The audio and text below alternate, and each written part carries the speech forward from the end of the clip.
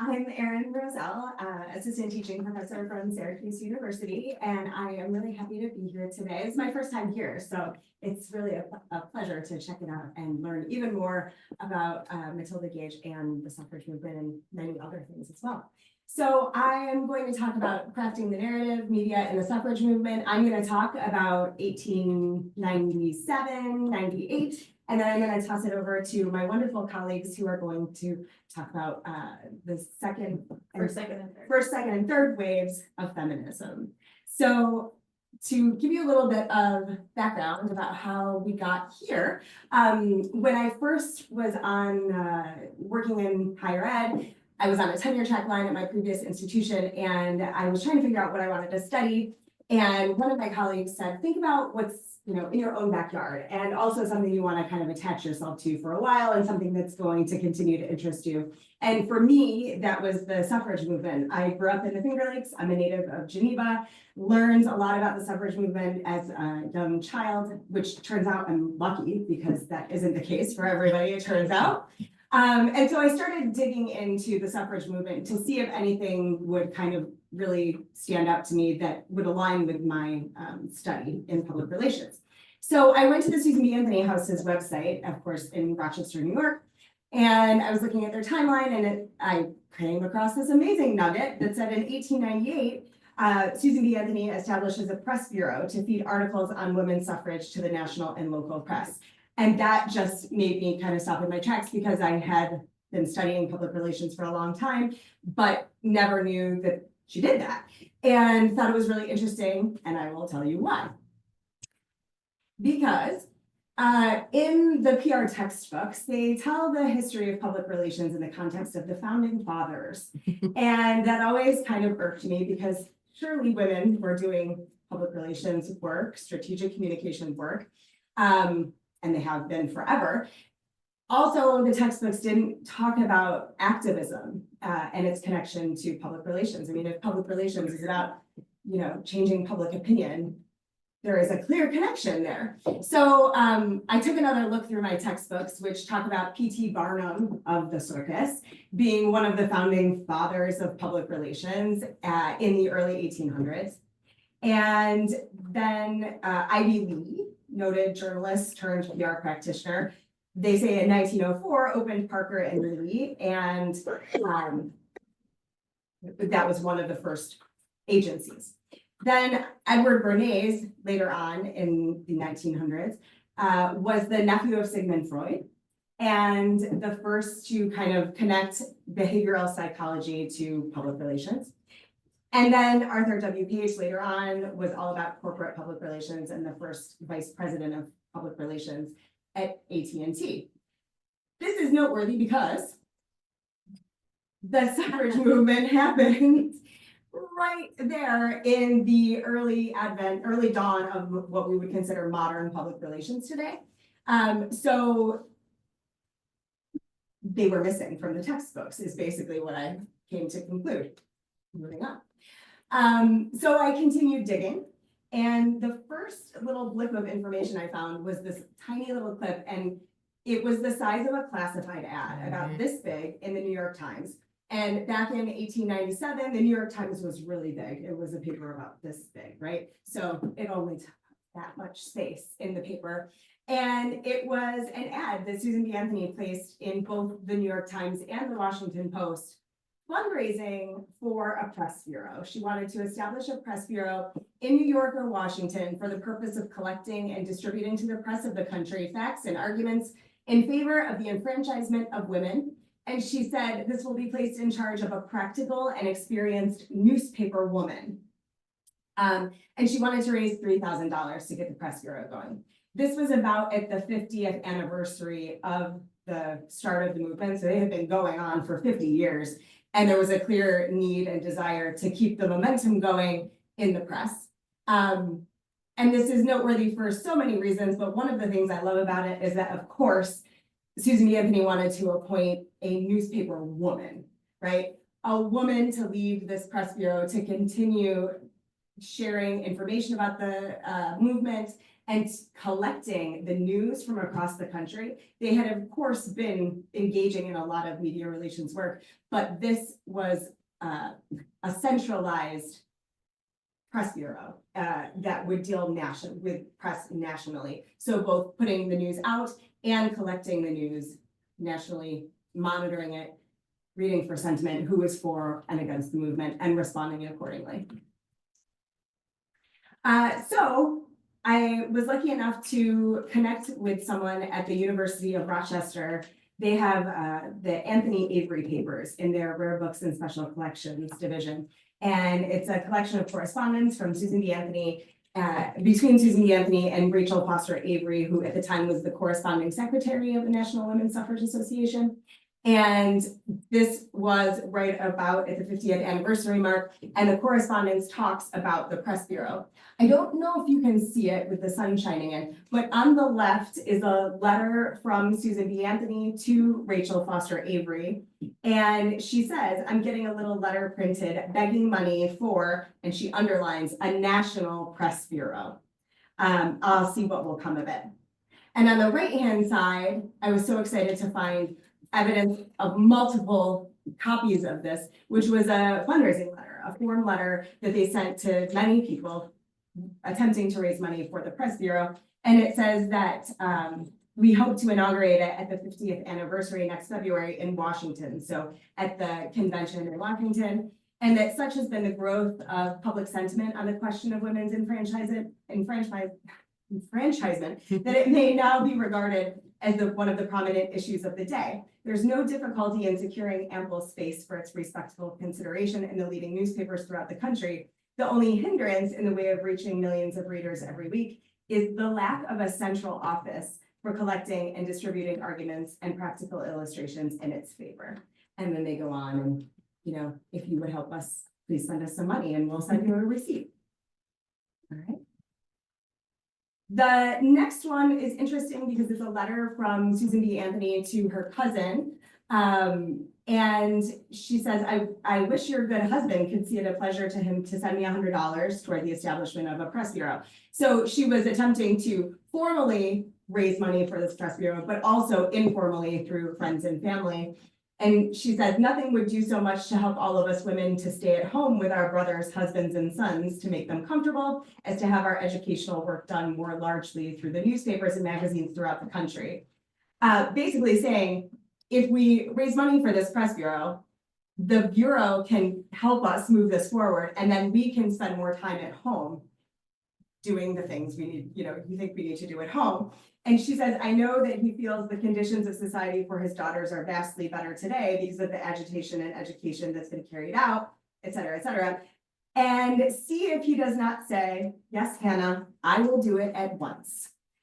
So she's like, ask your husband for $100, have him send it to me directly. Okay. There it is. I didn't realize it was a double. Sorry. Okay.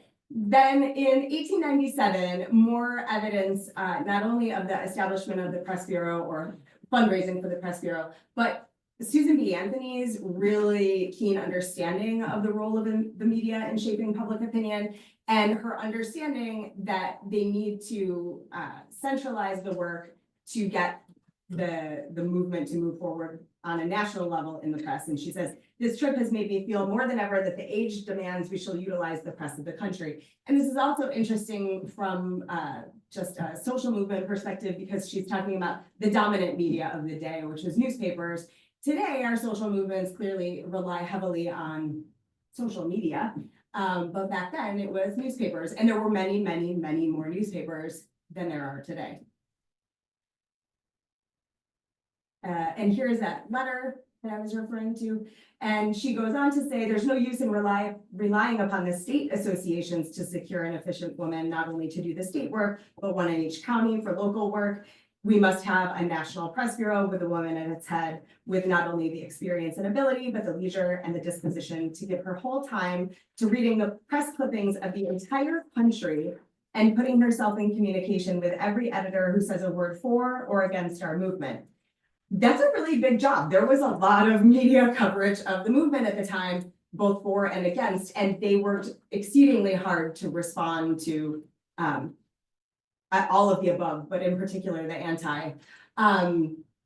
This is a pretty interesting case in public relations activism, because not only is it just an early example of the use of public relations and activist work, but it's women-led activism and public relations for women. So it's women, disenfranchised women, doing the communications work to gain their own enfranchisement, right? Like, it's a pretty interesting thing if you really think about it. They had far less resources than men, all of the things, and yet were so exceedingly strategic and smart that they got their message out successfully and obviously changed public opinion. Next one. So the other really interesting thing I'd like to talk about is Susan B. Anthony's role in literally crafting the narrative. So the history of women's suffrage, the 6-volume collection about suffrage, is unbelievably fascinating to me, because they literally wrote the history of the movement while they were still alive, while it was still going on, which is the history book, right, of the movement today. And that's used to tell the story of the movement. So they were able to tell the story from their own perspective, rather than just not doing it at all or waiting until whenever, which allowed them to be the ones to tell the story of the movement, right? If someone else were to tell it, if other people wrote the history books, they would have told it from their perspective. They were able to craft the narrative. Next one. I love this one. So with regard to the history of suffrage, in 1897, I read a series of letters that demonstrate just how much Susan B. Anthony knew about the media, and not only text-based communication, but visual communication. She knew the importance of a good press photo. So in a series of letters, next one, between Susan and Rachel Foster Avery, they talk about the photo that Susan wants to have of Rachel in the book. And I think if you click again, so you probably can't see that very well, but on the left, Rachel is talking to Susan B. Anthony. And basically Susan had said, Rachel, you need a new photo. Basically, the one we have of you is not good. And so Rachel responds and she says, Mrs. Harper, and she's talking about Ida Harper, writes me that you do not like to think of those immense sleeves, so she had really poofy sleeves, being incorporated in your book. But if you want my picture at all in the book, I hope you'll see that blah, blah, blah. Basically, I hope you'll just let me be in there. And essentially, she goes on to say, it's your history I should like to be in. If you feel that strongly against my picture, I guess I'll go do it. But basically, I have neither the time, nor the money, nor the gown. She also had kids, I think, at that point, so she really didn't have the time to go and sit for another picture. And of course, having your photo taken at that time wasn't just like a click, it was a whole ordeal, and you did have to dress up and you had to sit, and it was a thing. So she's like, I really don't want to do it, but if I must, maybe, let me know. And so of course, Susan was not having it, and she wrote her back and she said, my dear friend, of course I want to have your picture in your book, but I want Harriet Purvis's also, and I've just written her asking if she'll go with you to help you get in the right pose, because yours was not the most natural expression. And so far as the expense is concerned, I would vastly rather pay for a new picture of each of you than put in the ones you sent me. Apart from the sleeves, yours was not your best expression, and I want you to keep at it till the artist catches your very best look.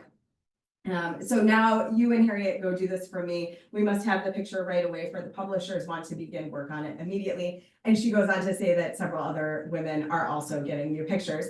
And this, I just love it, because you can kind of see this happening today, very, very much so, right? Like, that is a bad picture. This is going to be the history of what we're doing here. We can't have that in the book forever. You need a new picture, because I want you to be, better representing what we have going on here. I think that was pretty impressive for the time. So fast forward to 1911, the National American Women's Suffrage Association establishes a National Press Bureau. at the NASA headquarters on Fifth Avenue in New York City. And next one, according to minutes from the 1911 convention, they did a tremendous volume of work. They were working on features for 100 magazines. They were doing write-ups of professional women. That was the write-ups of professional women were their way of writing feature stories of women in the movement and trying to get them placed in the media without overtly saying, feature this suffrage, woman of the movement. It was a professional woman. They were working on over 1,300 articles for syndicates, including international. They worked with the Associated Press. Next one. They mailed 31,200 weekly news bulletins. And then they monitored the resulting media coverage. So they were monitoring it and then acting accordingly. And they noted that the most effective method for getting news into the papers was the weekly news bulletins. And they were saying that papers are now anxious for news on women's suffrage now that it's gained worldwide interest. They were working with papers in 41 states, Canada, Alaska, Cuba, replying to thousands of adverse editorials and working with a press clippings bureau. So another organization would clip out the news clippings of the stories of the movement and share them with them. And they were sent 62,000 plus clippings. And this is just reporting since the previous convention. And then there was international news interest. Excellent. The notes from the convention also have some really fun nuggets, including this one that says, the press is our great support. Woo it, win it, help reporters, sympathize with editors, and give value in return for its invaluable help. A lot of this, still resonates today. And then below that are notes about essentially like how to get your news into the paper. These are things that we still talk about today. What makes news? How can we add value to a story to make a reporter interested in it? And some of these are also really interesting. Don't label notes suffrage. A rose under any other name is just as sweet. Try about women or among women, what women are doing. Basically, use another topic or heading to insert news of suffrage into your media advisories when you send them to the media in the hopes that they'll cover it when it's actually about suffrage. I like this one, make the columns sparkle. Editors love brightness, and more.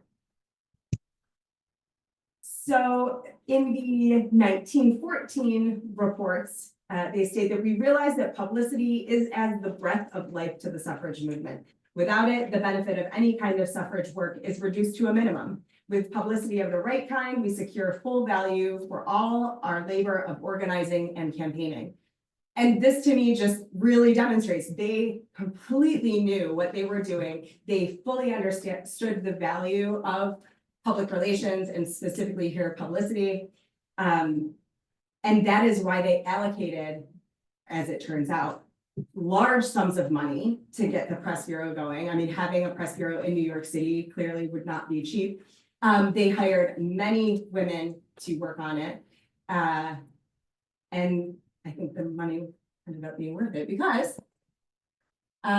so as you know, the movement happened, it was successful, women got the right to vote. And in my opinion, the suffrage movement was one of the most successful and longest running public relations campaigns in history. And the National Press Bureau was really vital to the success of the movement. I also like to point out that in this case, I'm talking purely about publicity and media relations, but the suffrage movement was a very integrated public relations campaign that didn't rely solely on media relations. But that's what I was looking at for this. Next one. And then Susan B. Anthony had a really keen understanding and appreciation of the role of the media in shaping public opinion, and her efforts to develop this National Press Bureau really highlight that, and the movement's use of planned, strategic, and ongoing communication efforts in support of their cause. And that's the end of mine. I am going to turn it over to Gina and Carrie.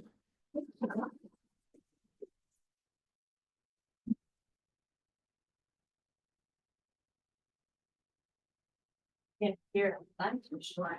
I got a little height challenge. All right, so Carrie and I are gonna pick up where Erin left off. We're gonna talk about suffrage, from suffrage to zine, the power of print in the feminist movement. And I'll just, add to what Erin said. I still think that the suffrage movement turned into the women's movement. So I agree 100% that it's the longest running public relations campaign. In the same way that the abolitionist movement turned into the Black Lives Matter movement, or turned into civil rights into the Black Lives Matter, those things are still going on today. So we're gonna pick up, we're only gonna do first, second, and third wave of feminism, because once we get into fourth wave, it's pretty much digital, and they had some really fun stuff back in the day, okay? As Erin said, print media was at the core of communications in the first three waves of the movement. The women of the suffrage movement and second and third wave were really, really quite creative in how they got their message out. And so I'm gonna go through some of those. We can go to the next one. Next. Okay. Some of these things are from my own personal collection, because I love collecting suffrage things. And this is called A Modern Woman. And this was, it was part of the Suffragist, which was a weekly newspaper that was founded by Alice Paul.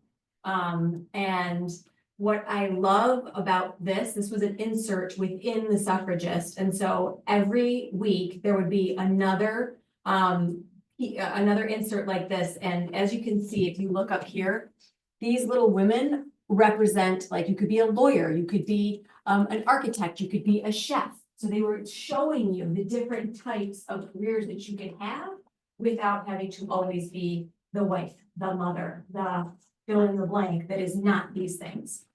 Can we go to the next slide? Sure. Thank you. All right, so the cartoons that were in here were outstanding. They were absolutely amazing. So this is Lou Rogers. She was a political cartoonist of the Times, and she drew most of these. She also drew some of the early Wonder Woman as well. But this is one of my favorites, and I still feel like we're still here today. Like, this is the same thing we are experiencing now. So here's full citizenship, and I just love how he's standing there, and he's like barrel chested, and there she is, and she's like, I am half of the people, and I'm still politically inferior to my other sex. So there was just different types of pieces that were covered in here, and like Erin said, these were from women in the movement, and they would share bits and pieces of what was happening in their local areas. Okay, postcards were something else that they sent. This is one of my favorite postcards. This is from NASA. It says, parents have the training of their children's minds, and it is their sacred duty to rear them, regardless of sex, to believe in equal rights, both socially and politically. Be not afraid to teach justice. Like, they were telling you, like, this is your parental, you should be raising your children to understand these things. These are really strong messages. And so I love that one. But both sides, the antis and pro-suffragists, used postcards. Next. So this is, these are some more examples of pro-suffrage. And you can see there's quite a bit of text on these, because they were trying to educate, like, they had to educate you. When they did get little bits in the New York Times, like Erin said, it was really quite small. So any chance they got, they tried to give as much information as they possibly could. Next. These are some of the antis. So this is the other side of it. Most of the time, the men are shown like doing the women's jobs. Sometimes there's one that I don't have, which is pretty cool. There's this father, and he's holding one of his children, and there's this like halo around him, sort of like the Blessed Mother, like he's just glowing from heaven because he's taking this on because his wife is no longer in the home taking care of the children. But these were really inexpensive ways for both the antis and pro-suffragists to get their message out.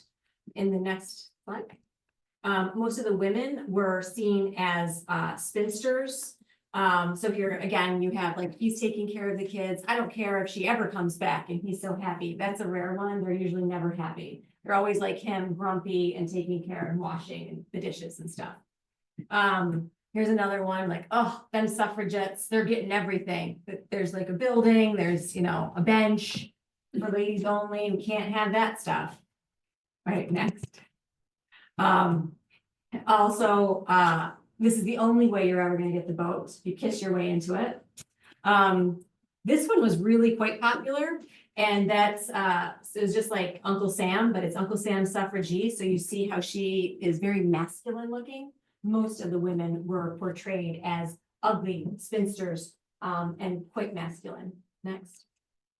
So this is here's the origin of a origin and development of a suffragette. At 15, a little pet. At 20, a little coquette. At 40, not married yet. So as you can see, she's getting uglier and uglier. At 50, a suffragette. And so here she is, like all decrepit.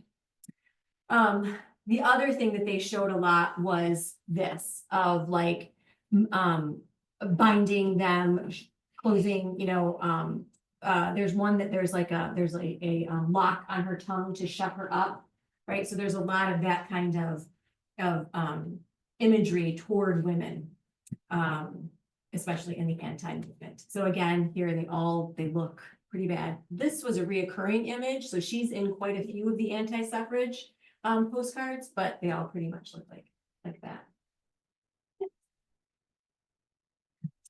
They also used posters.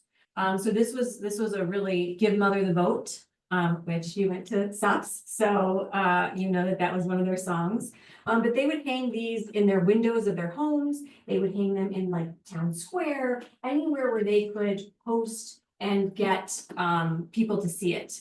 Sometimes they strung them across streets. They hung them in shop windows. It was very different back then. Like we would never be able to do that kind of stuff here. Like you walk into a Panera and there's like this corkboard with all the stuff on it. Well, back then it wasn't like that. It was like literally on the windows. So as you walked by, you could see the messaging. These were some of the other ones. This is also one of the more famous ones, that first one and this one. A woman living here has registered to vote, thereby assuming the responsibility of censorship. And then they even did billboards, which we still have today. They used to rent out billboards and they would have them in various towns. They were prolific writers. Prolific writers. So yes, so in addition to their own newspapers and press bureau, they used to put essays and booklets together. And so these would be really long, very well thought out arguments about suffrage and why it was so important for women to have the vote. This is fun. So the cookbooks, do you have any here? We have a copy. Oh, you do? Yeah, Original or? original upstairs on my desk. I would love to see one before I go, because I've never seen an original and these are really cool. So this was the way to like subversively get the message into the homes, because if you think about it, these women would go town to town and talk in churches and town halls to try to get the message out. But a lot of times they weren't allowed to go. Women were not allowed to go because remember, their husbands, they were property. They were owned by their husbands and they were told what they could and couldn't do. And a lot of men were really not into the suffrage movement. So they created these cookbooks and then they put messages within it. So this is Auntie's favorite hash. Unless you wear dark glasses, you cannot make a success of Auntie's favorite hash. 1 pound truth thoroughly mangled. 1 generous handful of injustice. Sprinkle over everything in the pan. 1 tumbler of acetic acid, well shaken. A little vitriol will add delightful tang, and a string of nonsense should be dropped at the last minute as if by accident. Stir all together with a sharp knife because some of the tidbits will get tough, right? So trying to get those messages within something that they could use, and 9 times out of 10, your husband's not going to be looking through the cookbook because they're not going to be cooking. So they could get the messages through. All right.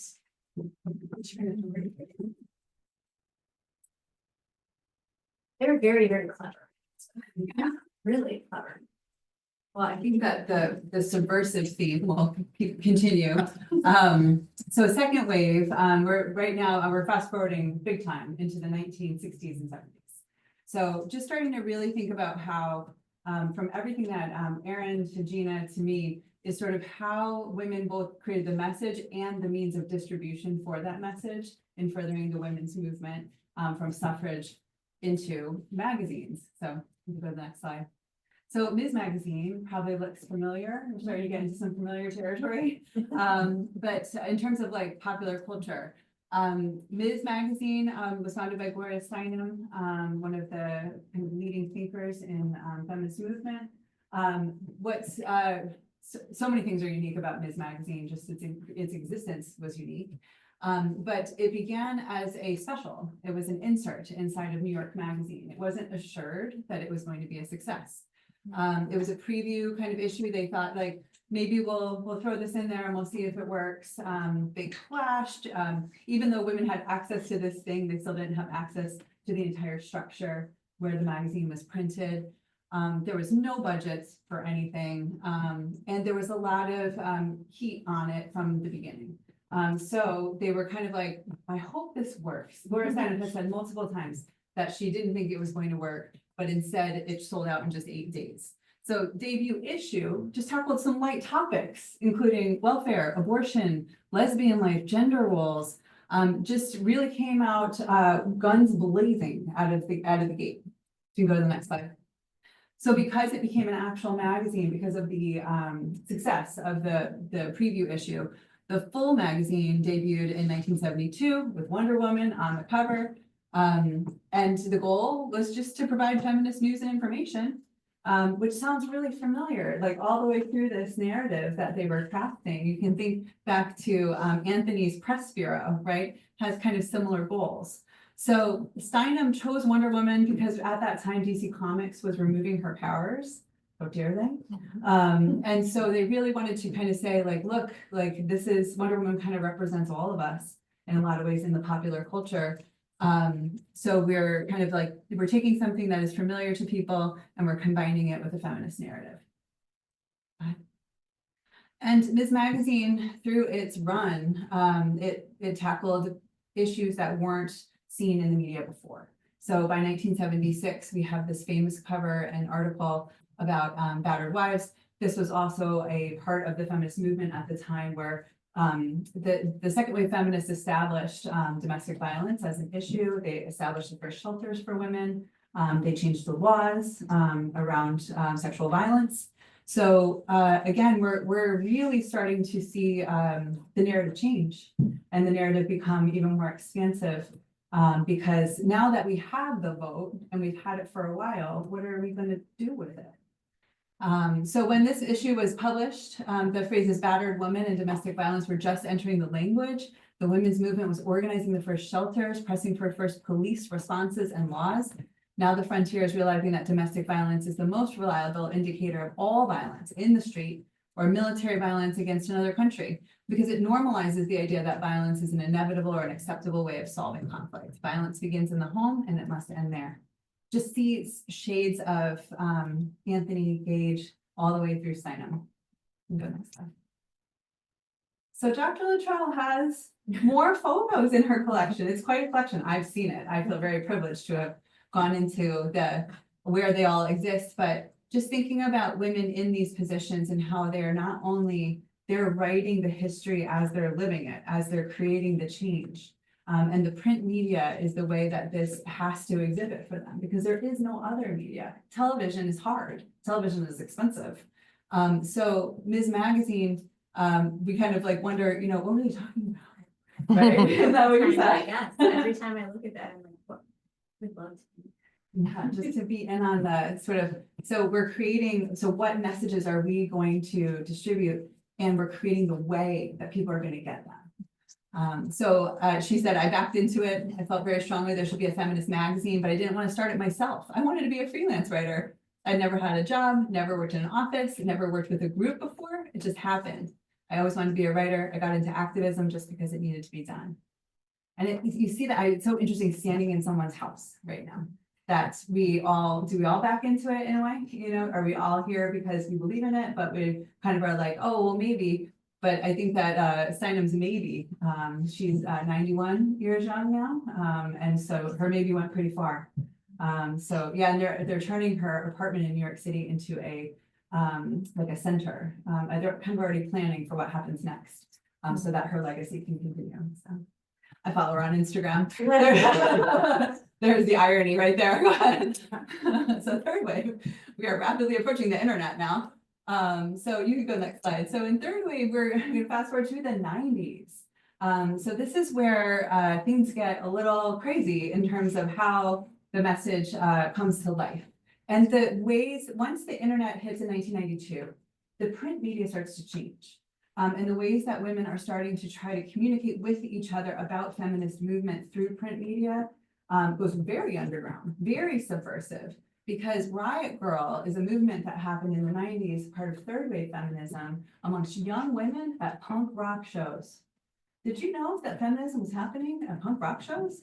Well, yeah, okay, thank you, you did. But it's so interesting because, so punk as a genre of music, loud, aggressive, all the things that you're thinking are 100% what punk is and was, but it was very male dominated. So there were women musicians who wanted to play punk music, but it was not acceptable. Good girls don't do that. And I remember my mom being like, we don't listen to that. Like, no, you know, and I was just kind of like, yeah, you're talking, speak for yourself. But Riot Girl kind of was the type of music. It was a band and it was a movement all at once. And at these shows, they created zines. These are mini magazines where women would cut up, and men, you know, it turns out there are some fans of zines across the board. They would cut up and collage together just what ends up being like feminist manifestos and or things that are just about like, who's the guy to stay away from at the club? Like, what's the good club that's going to play the next all-female show? Where can I get contraception? So it really ranges, which you'll see in here, but the Riot Girl manifesto is the revolution starts here now within each one of us. These are flyers that they pass out at the shows. Burn down the walls that say you can't be a dork. Tell your friends you love them. Resist the temptation to view those around you as objects and use them. Recognize empathy and vulnerability as positive forms of strength. Resist the internalization of capitalism, the reducing of people and oneself to commodities meant to be consumed. Resist psychic death. Don't allow the world to make you into a bitter, abusive asshole. Cry in public. Don't judge other people. Learn to love yourself. Acknowledge emotional violence is real, as real. Figure out how the idea of competition, winning and losing, fits into your intimate relationships. Decide that you'd rather be happy than right all the time. Believe people when they tell you they are writing, they are hurting or in pain. Trust. Some deep stuff being conveyed, and there was really no other place to put it. So it came out here. So we can go next slide. So Bikini Kill is the band that is credited with the Riot Girl movement. Bikini Kill was led by Catherine Hanna, remains led by Catherine Hanna, I should say. And now we have another manifesto here, similar messaging. No, we are not paranoid. No, we are not man haters. No, we are not worrying too much. No, we are not taking it too seriously. So much of this sounds familiar with the messaging that we receive by the internet today, but also kind of what would Gage and Anthony think if they could see something like this these are the things I think about. Because it's the ultimate representation of frustration, anger, rage that was pushed down into life and then came out through them trying to shape this narrative, which ultimately is a lot of young women trying to shape their world. So it was a tiny bit of control in an uncontrollable world. So more from Dr. Luttrell's personal collection. So these are what the zines looked like. And you can tell, like, so some of it is very serious. Some of it is very dark. Some of it is very unserious. And that was the cool thing about zines, is all those things could happen at once. And they could tell different stories that way.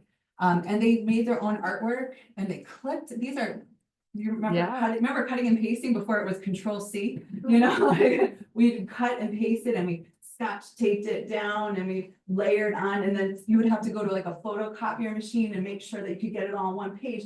It was, you know, like tedious work, but we loved it. And so zines only required a paper, a typewriter, a Sharpie photocopier and old magazines. They were fast to produce and easy to distribute. So they were counterculture in your hand at a punk show. Okay, next. So there are lots of different types of zines. We can see different pop culture references. You know, Star Wars and Carrie Fisher's role in that movie is kind of like a subversive feminist role. There's artwork, there's, you know, body image comes up a lot, where people are struggling with how they feel about themselves. Some even like very like aggressive, even like militant kind of ways of looking at it. But some of these too are really like, I like this song, you know, don't go near this person, they're annoying, you know, so there's still like teen angst in there. So go ahead. And then we even get into things like, you know, like advocating for like mammograms weren't really talked about. Women's health wasn't a thing. In the 1990s, that's when we started including women in clinical studies and we stopped treating them like small men. So there were women that were starting to say like, okay, we need to talk about these things and there's nowhere else to do it. And then this is kind of where you start to see like Kathleen Hanna, they become, the people who lead the bands become famous. So Kathleen Hanna became famous because she would jump into the crowds and punch people. Like she would get into fights because of the sort of like sexism and misogyny that she thought she was receiving. You can go next slide. And what we also start to really see layered in the 90s is intersectionality, is sort of the idea that there are overlapping identities that affect how we all view and experience oppression. So for example, we started to see the first Asian American zine that was also a lesbian zine. So we have two identities, we have a racial identity and a sexual identity coming together in one piece of print media that is furthering the feminist agenda. And we also see more just queer representation in general. We start to see people see that as, I know it sounds ironic in a way, but they see the punk space as a safe space because they are accepted for who they are there. And then we have, you can go back for one second. One of my favorite ones here is riots, not diets. Because we are angry at a society that tells us that girl equals dumb, girl equals bad, girl equals weak. So you can go forward. And then print media equals feminist movement. So we can see through the different waves how it changed, for sure. But what I like about Kathleen Hanna, which, you know, you don't necessarily think of musicians, now we do. Now we expect all the musicians to be feminist advocates, right? But back then we didn't, but she very much understood. She said, feminist rotates between backlash and interest. And the cool thing about the internet is that it's allowing women more access to their own history. Part of the problem before the internet was that we didn't know which books to read. Someone had to tell you. To make Riot Grrrl move into the future in a new way with a bunch of new names and a bunch of new energy, younger people have to learn about it and apply it to their own lives and own modern conversation. And they are. So this is how each generation takes feminist movement and remakes it in their own image with their own issues of their time. And print media played a big part in that. Well, this is my question. Anybody know, want to take a guess at what else? What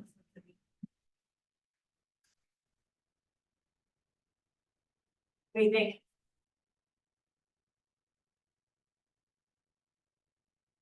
You guys know. like we know the answer, sadly. So 106 years until gender parity, until we have equality as women. Just last year, we were at 95. We have lost 11 years. This data comes from the World Economic Forum. And if things continue the way that they are, we are going to lose more years, and this number is only going to get bigger and farther. We are going to be farther from equality, gender parity here in the US. This number jumps to, it depending on where in the world, it jumps to anywhere from 134 to 154, 56 years. So like, if you have children, maybe your grandchildren that will have gender parity. We don't want to be running this long of a PR Yes, campaign. exactly. Yeah, this is too Like, long. totally. Like that, like just thinking about like, and when we started in the 1800s, the earliest date on this board is 1839. We're in 2025. So I wonder if they would have thought we would have been done by now. Oh, completely, Yeah. completely. So, Yeah. anyway, excellent.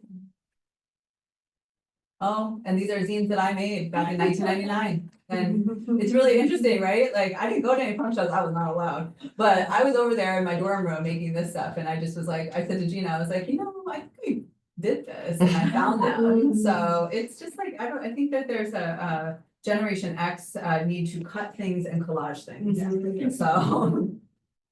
My daughter is at Nazareth, up in Rochester, and her class, one of the classes she took, they had her create a zine. And it's funny, you talk about clipping it, so she did it on this program called Canva. Yeah. Oh my gosh. That's so funny, because I was gonna say we had to cut everything out because we didn't have Canva. No, I was gonna say. Yeah. So she designed it all, her teacher wanted it printed, so then she had to print it and hand it And in. you see the notebook rings and the. Right. Yes, yes. Yeah, Yeah, so. Yeah. and making sure you had the tape that was actually clear and not the what, you had to Yeah, have the what- right tape. You had to have the right tape, yeah. Oh, Or- like that. Or make the Yeah. loops on the back so that Yeah. the copier machine wasn't going to, yeah, see. See, these are programs. Yeah. This is not. All right, well, is Yeah, that, that's okay, it. well, thank you so much. Did anybody have any questions? Or just wanna talk about it, Since we have these big brains here.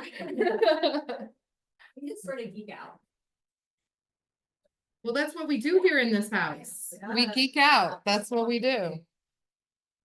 Just logistics. You said earlier, I can't remember which one said that they were putting out 32,000. How much did a postcard or a newsletter cost to? That's a great question. I don't know. Do you remember coming across postage costs? I know that I saw them. Yeah. I don't know. I These can are my look wonderful that. research assistants. I don't know, but they had a big budget. They had quite a budget. So eventually they were funded by Mrs. Elva Belmont. Yes. Yes, who of Belmont Stakes, lots of money family. Her husband also was in the newspaper business, among other things. He was an interesting person. Yeah, A lot of money though. came from family money. And we were looking at the budget that they had in the notes for conventions.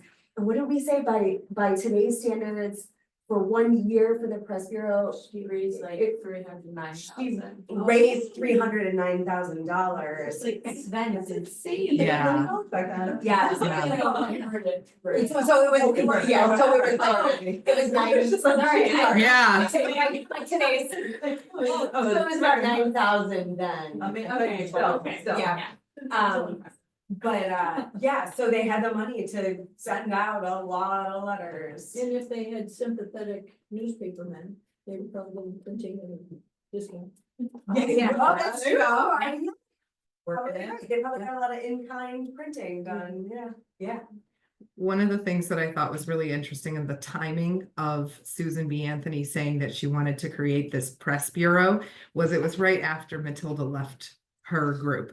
I know. And I wonder how much of that is because Susan realized she had to replace what Matilda had been doing for the movement because she was gone now. And Yep. that would be an interesting additional research So. kind of Yeah, I pocket. think you're onto something, because I was reading, there was also a scandal. It's this a scandal that was going on with someone who sort of defected from the movement, had an affair with somebody, and their affair was getting the headlines. Oh, yeah. And Yes, Susan was not having it because her work was stalling. I read, she sort of was like, the work is stalling, we need to kick it into high gear here, and I'm sure that played a role too. Yeah. that's interesting. Quick question for you. Didn't you say previously, Matilda ran a newspaper out of here, right? She did, yes. It's the National Citizen and Ballot Box. And her daughters were reporters for her newspaper. She was the editor-in-chief. And we know that their stories were picked up by the Northern Star and by local newspapers. So that's why I was wondering how much of that void that Matilda left was this press bureau, you know what I mean? Yeah, because I know that Matilda wrote speeches. She was the one who was writing and printing pamphlets. Woman as Inventor, she printed and published, and then of course her own book, Woman, Church and State. So she was the writer, the mouthpiece, the person who would be doing these kinds of things, and then all of a sudden she's gone. She doesn't want to work with them anymore, and I wonder how much, yeah, it would be interesting because the timing is a little suspicious. You know what I mean? Like, where was the press bureau in 1850? Oh, you didn't need it because Matilda was doing it. You know what I mean? Yeah, So that'd be interesting. yeah. Why did she leave? What was her? Because Right. Susan B. Anthony combined with the Women Christian Temperance Union. Yes, yes, yes. And when they combined, she believed very firmly in separation of church and state. And that was a compromise she wasn't willing to do. So she actually left, and right up there on the wall, she formed her own group. Okay. Yes. Yeah, a lot of them did that. Like Alice Paul formed her own group, but they. Yeah. I feel like it was stifling Yes. the rules, and you know, especially with Alice Paul and Carrie Chapman Catt and the Let Mother Vote and Be Polite, and you know, Matilda wasn't polite. Right. She wasn't. She was pretty outspoken, and she was pretty straightforward, and you know, there is a reason why she got erased. Yeah, she was too liberal Yeah. even for the people who were being liberal. Yeah. In fact, nice tie back to Gloria Steinem. She called her the woman who was ahead of the women ahead of their time. Amazing. Yeah. Yeah. Just channeling. She knew. Yep. She knew I Matilda. like it. Yes. In fact, we've got a whole bunch of Miss magazines upstairs in the collection too. Yeah. Yep. No, you have to make this is for anyone outline, anyone who's listening, you just have to make an appointment. Oh, You can come and look at our collection. Yes, yes. But the upstairs is closed to visitors. Got it. ADA regulations, it's only accessible by stairs. Ah, I see. That's Okay. why. That's fine. But my office is up there. And we do have a window that has a signature etched in a diamond. And the suggestion is that it is Susan B. Anthony's signature. Yeah, because you spoke about history of women's suffrage. That was written here in this house. And Susan. Yeah, Susan, that was actually the copy that Matilda gave her daughter when she got married. It was her wedding gift was, here's my giant tome. Which is funny. The other interesting thing is we do have a book that's 100 Years of Women's Suffrage, and the foreword is written by Carrie Chapman Catt, and it talks about victory and all that they've done to get to winning the vote, and Matilda is not mentioned once in the book. They erased a lot of women in the movement. They erased it, Mhm. like Bloomer. They, after Oh, a yeah. while, they didn't like her. She like, we don't want to talk about, you know, reform in women's clothing, and so she was cut Yep. out. There's another one, and I'm forgetting. Oh, her Dr. name. Mary Walker that's from the one. Oswego was Yes. totally written out, and Yes. she really embraced that, Yeah. the clothing, and of course she was a doctor in the Civil War. She Yep. was a uniformed officer, which Yes. the Army had a huge problem with letting her do that, and she was very much erased. She's Yeah. another person who's on my list of people to research and give a talk about, Yeah. because she was so forward thinking and so erased. She presented very male. Yes. And so they didn't want any. Yeah, there's some wonderful pictures of her walking down the street Mm-hmm. in Oswego in her top hat with her cane. She's amazing. Yes, look up Dr. Mary Walker. She's and so cool that she's right here in, Yeah. you know, in central New York. So that's cool.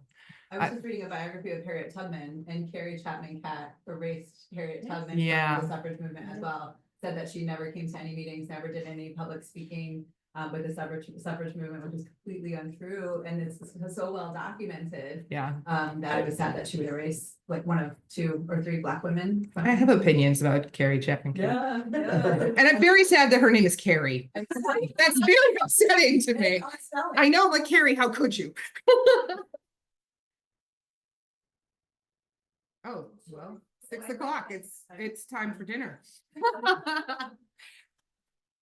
Is there any, I know we have somebody online. Is there anything? that Yeah, did you wanted ha- to ask or jump in? Hi, Martha. We all like your background. Yes, we like your background. did you have any questions or comments? No, I don't, but this was You're on mute. terrific. Oh, I think she unmuted, but I don't know if I can hear her because I think the sound's going through that. Can you put it in the chat? Sure. Thanks.